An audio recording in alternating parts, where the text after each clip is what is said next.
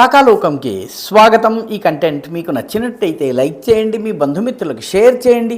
ఇప్పటి వరకు సబ్స్క్రైబ్ చేసుకోకపోతే సబ్స్క్రైబ్ బటన్ని నొక్కండి. అదేవిధంగా బెల్ ఐకాన్ని కూడా తప్పనిసరిగా నొక్కండి. జై హింద్ మిత్రులారా. పిల్లలు మంచి మార్కులు తెచ్చుకుంటే అందరూ పొగుడుతారు, కానీ తండ్రి పొగడత వింటే పిల్లోడికి చాలా ఆనందంగా ఉంటుంది. అయితే ఏమీ చెయ్యకుండా కూడా తండ్రి పొగడాలని ఆశించేటటువంటి పిల్లలు కూడా కొందరు ఉంటారు. తాము ఏమీ చెయ్యరు, తమ వల్ల ఏ సక్సెస్ జరగలేదు, ఏ అచీవ్మెంట్ జరగలేదు, ఏ విజయాన్ని సాధించలేదు, కానీ తండ్రి పొగడాలి, తండ్రి పొగట్టలేదని బాధపడిపోతున్నారు. పాకిస్తాన్ పరిస్థితి సరిగ్గా అలా ఉంది.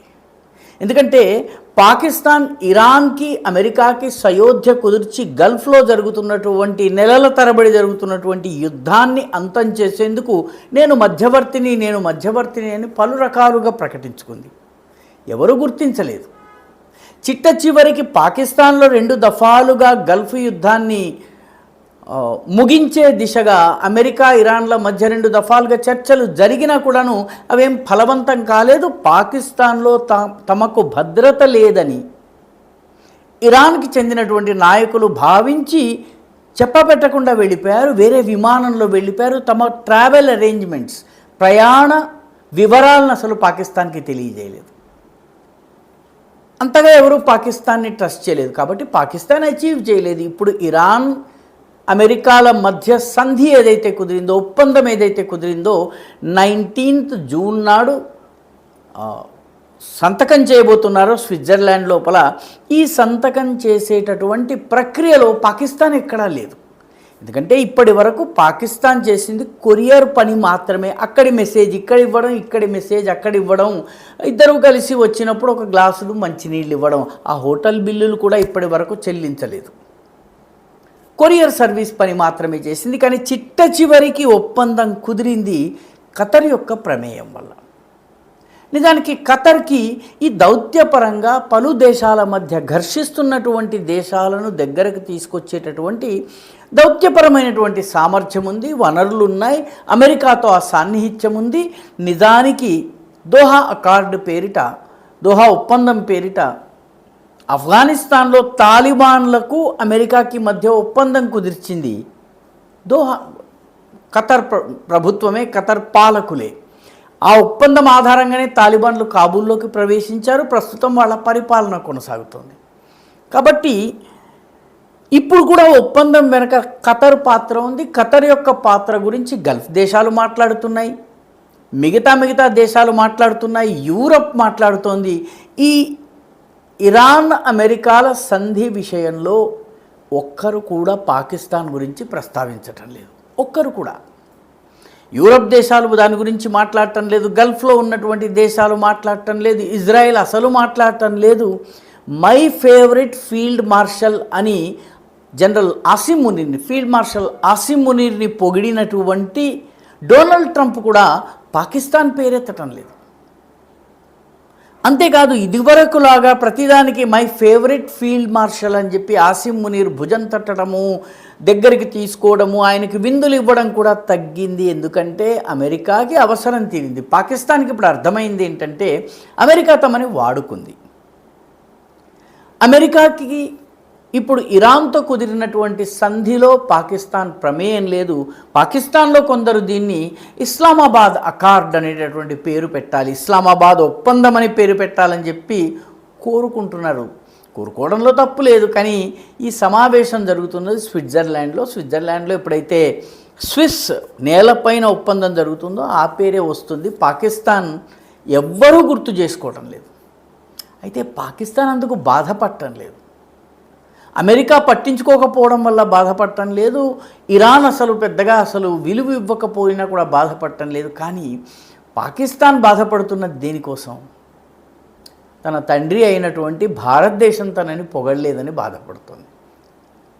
భారత ప్రభుత్వము మేము ఇంత ఒప్పందం కుదిర్చినప్పటికీ కూడాను భారత ప్రధానమంత్రి నరేంద్ర మోదీ కానీ భారత ప్రభుత్వం కానీ మమ్మల్ని పొగిడేంత విశాల హృదయాన్ని కనబరచలేదు. వాళ్ళు అసలు మా ప్రస్తావన చేయలేదు. అమెరికా చేయలేదు, బాధ లేదు. ఇజ్రాయెల్ చేయలేదు, బాధ లేదు. ఇరాన్ చేయలేదు, బాధ లేదు. యూరప్ మాట్లాడటం లేదు. లాటిన్ అమెరికన్ దేశాలు మాట్లాడటం లేదు, ఏషియాటిక్ దేశాలు మాట్లాడటం లేదు, భారత్ పొగట్టం లేదు. ఈ ఒక్కటే ఇప్పుడు పాకిస్తాన్కి బాధ.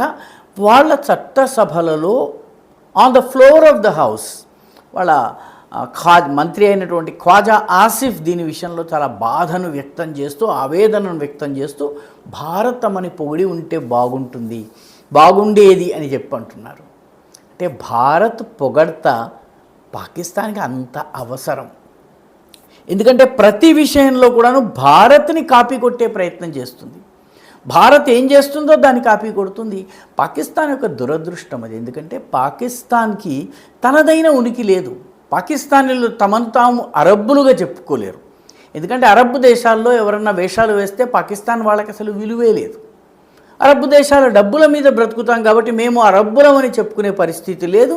తమను తాము పర్షియన్లుగా లేదా ఇరేనియన్లుగా చెప్పుకునేటటువంటి పరిస్థితి లేదు. మధ్య ఏషియా నుంచి వచ్చినటువంటి తుర్కిక్ జాతులు కానీ, తుర్కియాలో ఉన్నటువంటి వాళ్ళ రక్తం మాలో ఉందని చెప్పడానికి కూడా వాళ్ళ దగ్గర అధికారం లేదు. వాళ్ళు చెప్పుకోవాలంటే, చరిత్రను చెప్పుకోవాలంటే 1947లో భారత్ నుంచి విడిపోయినటువంటి అక్కడి నుంచి కథ మొదలుపెట్టాలి. అందుకని భారత్ అంటే తీవ్రమైన ద్వేషము. భారత్ పేరు చెప్పుకోకుండా క్షణం గడవదు. దురంధర్ సినిమాని తిడతారు, కానీ దురంధర్ సినిమాని అత్యధికంగా చూసేవాళ్ళు భారతీయుల కన్నా పాకిస్తాన్లు ఎక్కువ. ఈ విచిత్రమైన వైరుధ్యం పాకిస్తాన్లో ఉంది. అందుకనే పాకిస్తాన్ ప్రపంచమంతా ఏమీ అనకపోయినా బాధపడలేదు, కానీ భారతదేశము ఈ ఒప్పందం విషయంలో తమ పాత్ర గురించి మాట్లాడటం లేదని బాధపడుతున్నాయి. ప్రతిదాంతో భారత్తో కంపేర్ చేసుకోవడం పాకిస్తాన్ మానేసి తన దేశం గురించి, తన గురించి మాట్లాడుకోవాలి. ఇప్పుడు పాకిస్తాన్కి భారత్ తనని పొగట్టం లేదన్న బాధ తర్వాత ఇంకొక విషయం మీద వాళ్ళ దృష్టి ఉంది. అదేంటంటే ఇరాన్ యొక్క పునర్నిర్మాణానికి $300 బిలియన్ అమెరికా ఇవ్వబోతోంది. అమెరికా ఏ రూపంలో వస్తుంది, ఎలా వస్తుందో తెలియదు, కానీ ఆ 300 బిలియన్లో ఏదన్నా $1 $1 లేకపోతే ఏదో ఒకటి తమ పళ్ళెంలో కూడా పడుతుందేమోనని చెప్పి పక్కనే నిలబడటానికి పాకిస్తాన్ సిద్ధమవుతోంది. పాకిస్తాన్ యొక్క ఈ వైరుధ్యం, ఒకవైపు భారత్ పొగడ్త కావాలి, ప్రపంచం పొగడ్త కావాలి, మరొక వైపు ప్రపంచం ముందు యాచన చేయటం, బిచ్చమెత్తుకోవడం. ఈ రెండు వైరుధ్యాల మధ్య పాకిస్తాన్ తన ఉనికిని కోల్పోతోంది. ఖ్వాజా ఆసిఫ్ లేటెస్ట్గా వ్యక్తం చేసినటువంటి ఆవేదన వెనుక అసలు కథ ఏంటంటే పాకిస్తాన్ ఈరోజు గుర్తింపు కోసము తెగ తహతహలాడుతోంది. ఈ వీడియో మీకు నచ్చినట్టయితే లైక్ చేయండి, షేర్ చేయండి, ఈ ఛానల్కి సబ్స్క్రైబ్ చేయండి. మీ అభిప్రాయాన్ని కమెంట్ల రూపంలో తప్పనిసరిగా పంపించండి.